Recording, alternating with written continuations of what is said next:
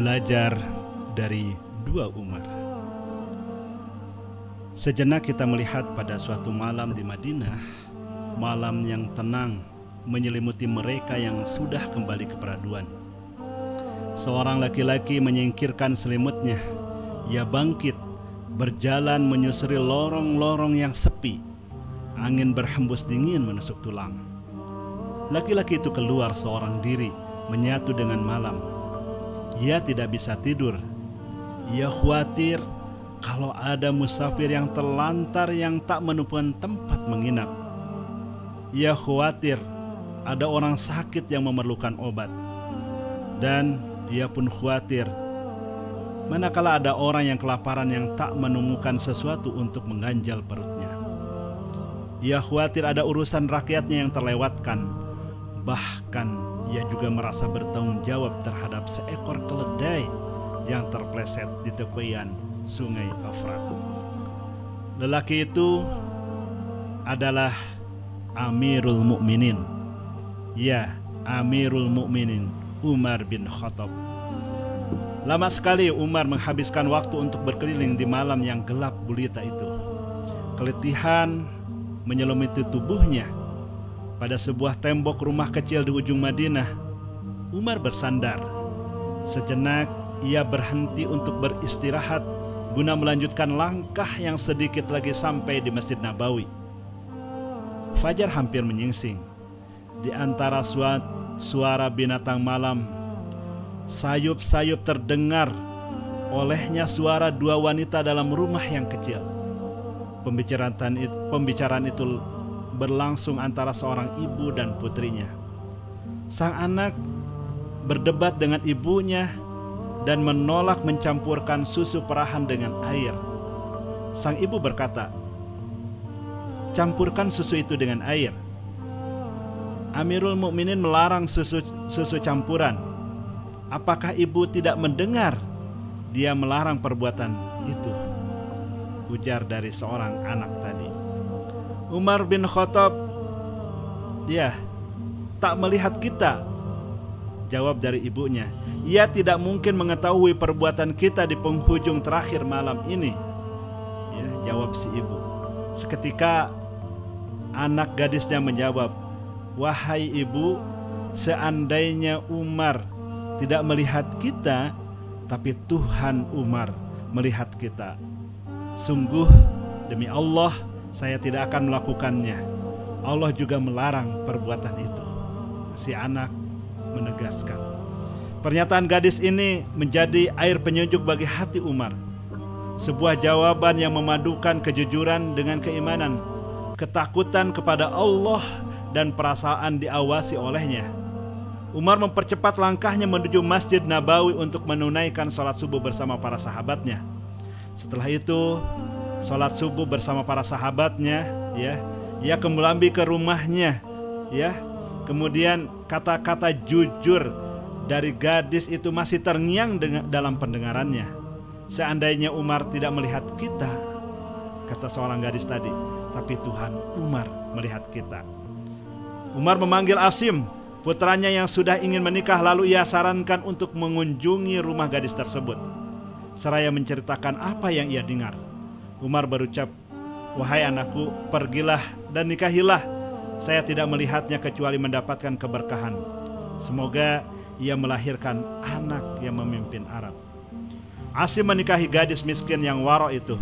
Namanya Ummu Ammarah binti Sufyan bin Abdullah bin Rabi'ah As-Saqafi.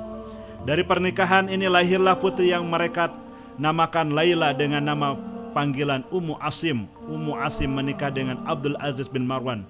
Buah dari pernikahan mereka inilah yang melahirkan Umar bin Abdul Aziz. Subhanallah. Luar biasa, ya. Dari seorang kejujuran, dari seorang ketaatan, dari seorang ketakwaan seorang putri, seorang gadis kemudian dinikahi, oleh putra Amirul Mukminin dengan tujuan memang melahirkan seorang pemimpin Islam yang tentu jujur, amanah, dan bertanggung jawab. Kita tahu bahwa Umar bin Abdul Aziz adalah seorang khalifah yang juhud, bertakwa, dan wara. Dalam diri Umar bin Abdul Aziz mengalir darah Umar bin Khattab. Kedua Umar ini telah mengajarkan banyak hal bagi para birokrat pemerintahan yang menjabat dalam strata apapun. Penting untuk meneladani sosok dua khalifah ini. Umar bin Khattab menjadi khalifah kedua setelah Abu Bakar As-Siddiq, dan Umar bin Abdul Aziz yang dilantik sebagai khalifah ke-8 Bani Umayyah di Damaskus. Di antara pelajaran penting yang bisa dipetik dari dua Umar ini adalah yang pertama, kesederhanaan. Ya, kesederhanaan. Dua Umar telah mengajarkan kesederhanaannya. Di tengah meningkatnya jumlah rakyat miskin seperti sekarang, kesederhanaan merupakan hal yang sangat penting. Hal yang justru paling susah dilakukan oleh para pengusaha. Gemilang harta dan bujuk rayu jabatan menjadi penggoda yang teramat sulit dihindari. Dua Umar telah memberikan pelajaran jauh sebelum menjadi pemimpin.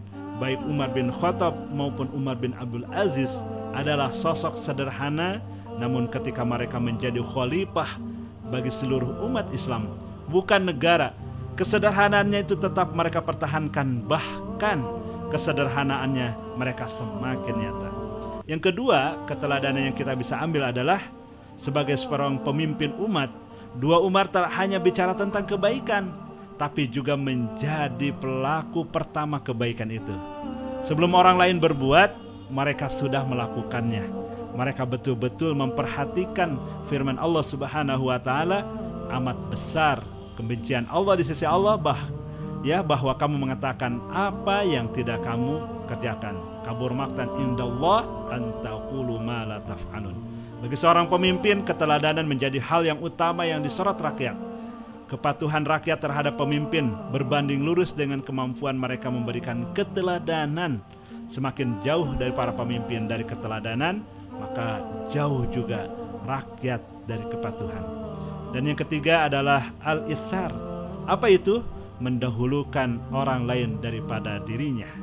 Kisah tentang Umar bin Khattab yang melakukan ronda malam kita temukan dalam banyak versi. Selain kisah tentang gadis penjual susu di atas, kita juga menemukan cerita tentang pertemuan Umar dengan seorang ibu yang menggodok batu untuk mendiamkan anak-anaknya yang sedang menangis.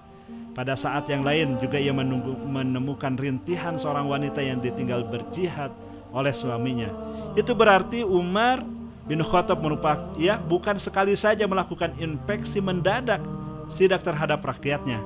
Hal itu ia lakukan untuk kepentingan, kenyamanan dan keamanan rakyatnya. Ia mendahulukan mereka ketimbang istirahat. Kalau rakyat mengalami kekenyangan, sayalah yang terakhir yang menikmati.